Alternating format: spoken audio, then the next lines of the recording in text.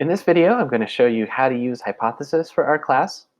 Hypothesis is a great digital annotation tool that will allow us to annotate certain readings and documents, digital documents, of course, by writing in the margins, essentially. So it's a really cool, fairly straightforward app, and I want to show you how we'll be using it. First of all, I'm starting off here in Medium on our course publication. We're in Unit 2. This is the Unit 2 unit narrative.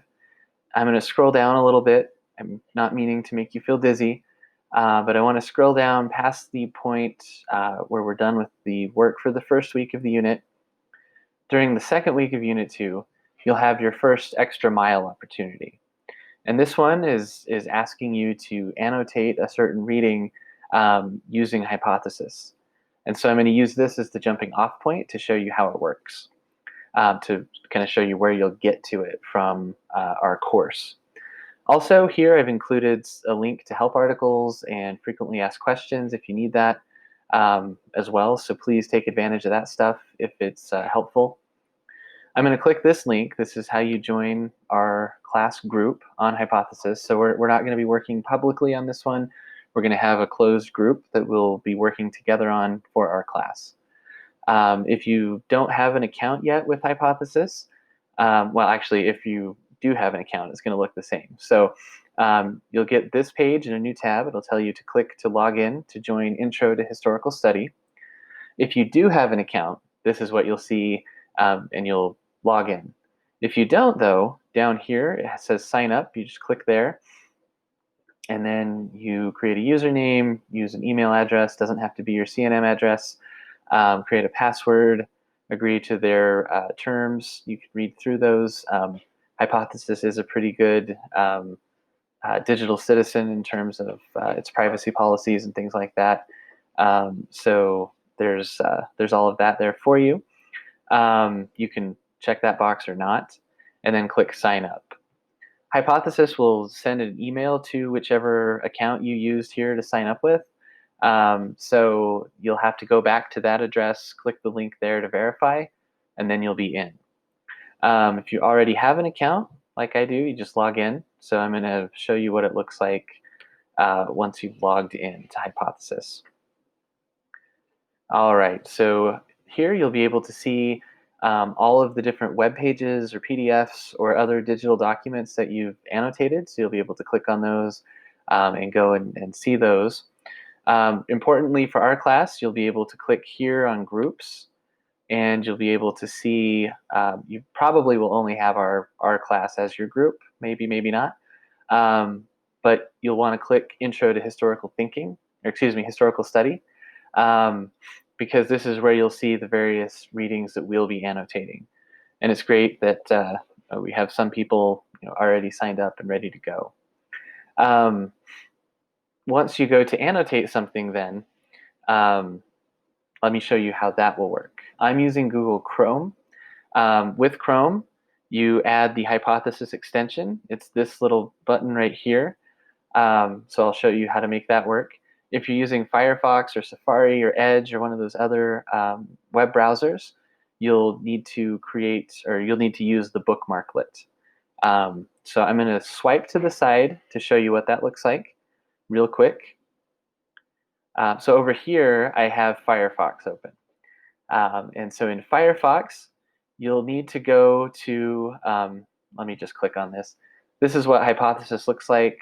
This is their homepage. So if you just search for Hypothesis with that spelling with the period in the before the IS at the end, you'll find this website. You'll scroll down and you can click Get Started. It may walk you through this once you set up your account as well, but what you need to do is this Add Hypothesis to your browser. I mentioned the Chrome extension, so if you're using Chrome, you just click that, you add the extension, and you're good to go. For other browsers, you drag the bookmarklet up here into the bookmarks bar. Mine's already there, so it kind of just bumped out, but now you see the Hypothesis bookmarklet here. When you're ready to annotate something, so I'm going to click on this National Archive site. This is something that I think we're going to use as an activity a little bit later, kind of in the middle of the course. They have this citizen archivist project where people can create accounts at the National Archives. You can choose primary source documents that have been digitized, and you can transcribe them. And again, we'll talk about what that means in more detail, how it relates to the study of the past, and so on. But here I pulled up this website so I can show you how you use Hypothesis. Again, remember I'm in Firefox, so I'm going to click the Hypothesis bookmarklet. Once I do, you'll see these little tools have popped up over here. I'm going to click the arrow, and you'll notice this is what Hypothesis looks like. It says there are no annotations here yet. I need to log in before anything else, so I'm going to do that real quick. I'm going to click log in. It remembered my information there. Oh, I'm sorry. I'm going to have to log in as a different user. That was one of the user names that I used for a different class. All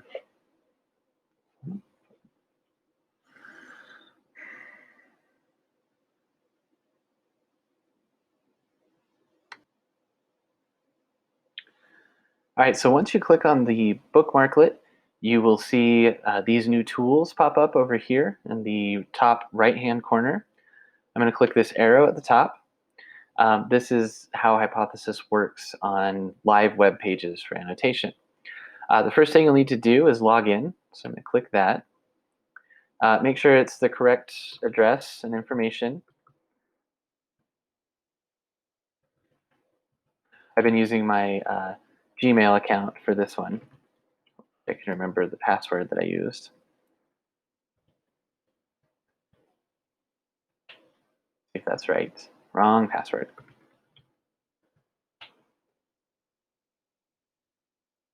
All right, I'm going to tell it don't save for now. All right, so now I've logged in. So if I click that, you'll see my name. I'm logged into my account. Right here, you'll see that I'm in the group for my New Mexico history class. This might not be such a thing for you if you are only in our one single group for Intro to Historical Study, but the default is usually public.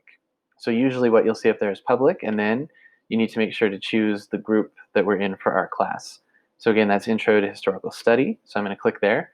Now that I see that up here, I can annotate this page, and the rest of us in our class will be able to see the annotations I've made and respond to them. So for example, I'm going to hide that.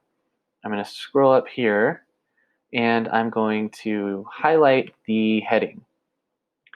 Now I'll get these options to either just highlight it or annotate. Highlights are things that you will be able to see, only you personally.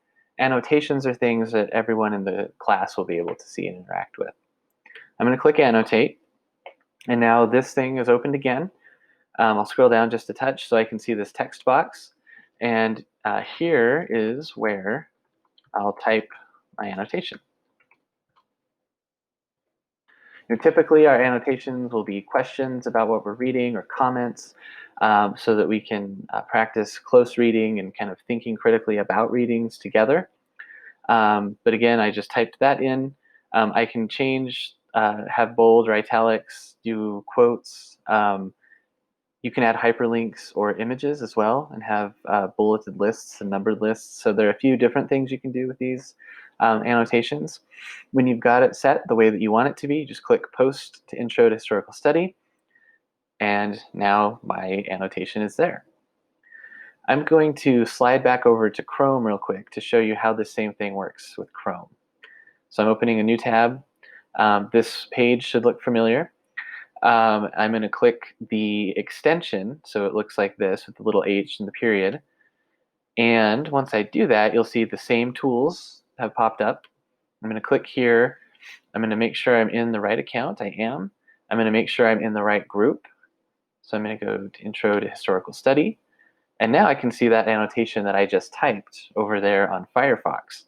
I'm going to add a response. Actually, this is to edit, because you can edit your own annotations once you've already left them behind. You can delete them. You can't delete other people's, but you can delete and edit your own. You can reply. So you can reply to your own. You can reply to anyone else's. So here, I'm going to reply. And I'm just going to click Post Intro to Historical Study. You can hide or show the replies, but that's what it looks like. Just for the sake of showing you, I'm going to swipe back over here to Firefox. I'm going to refresh the page real quick just to show you, again, in different places and different browsers, you'll be able to see the same thing. So I have to hit the bookmark lid again, open this up, and now I can see the reply that I just typed. So again, that's how we'll use Hypothesis to annotate the readings that we share together, to add ideas, to comment on the author's ideas, to ask questions about their assumptions, about their perspectives, and so on. That's how you use this annotation tool. Let's see, I don't think there's much else to say. Page notes, you can add a page note, and that's just writing something about the page in its entirety, rather than something that's connected to a specific highlighted piece of text on that page. All right, I think that should kind of do it for the tutorial here. Please let me know what questions you have as you continue, or as you start, I should say, to work with Hypothesis. And I'm looking forward to hearing your ideas and annotating texts with you this semester.